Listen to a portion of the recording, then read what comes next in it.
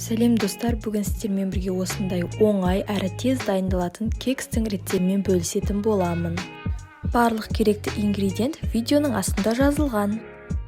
Алдымен 4 жұмыртқамызға қантымызды салып, барлығын венчикпен жақсылап араластырамыз.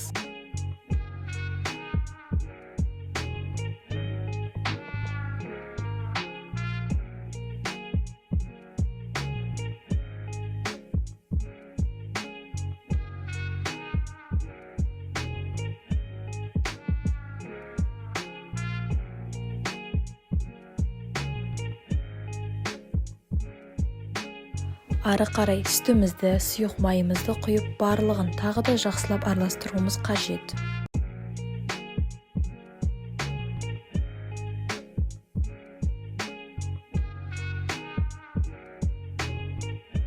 Содан кейін бөлек ыдыста ұнымыз бен қопсытқышымызды араластырып аламыз.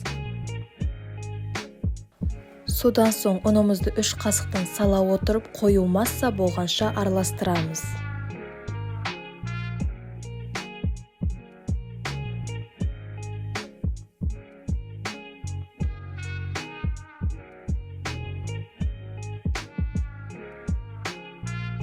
Міне бізде осындай қою масса шығуы қажет.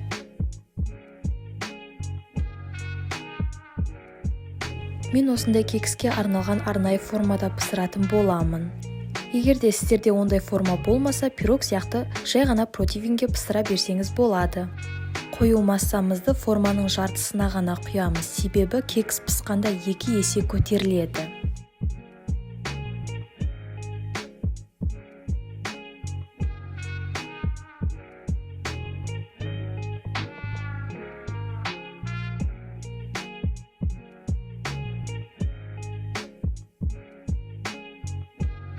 Енді кекстерімізді 180 градуста 20-25 минут пісіреміз. Бұл өзіңіздің пешіңізге байланысты.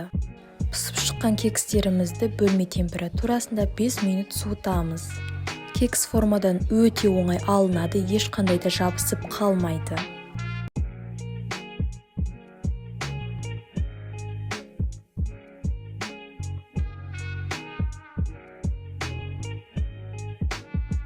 Шынымды айтсам, кекс сондай жұмсақ, дәмді болып шықты. Міндетті түрде дайындап көріңіз және менің каналыма тіркелуді ұмытпаңыздар. Келесі кездескенше сау болыңыздар.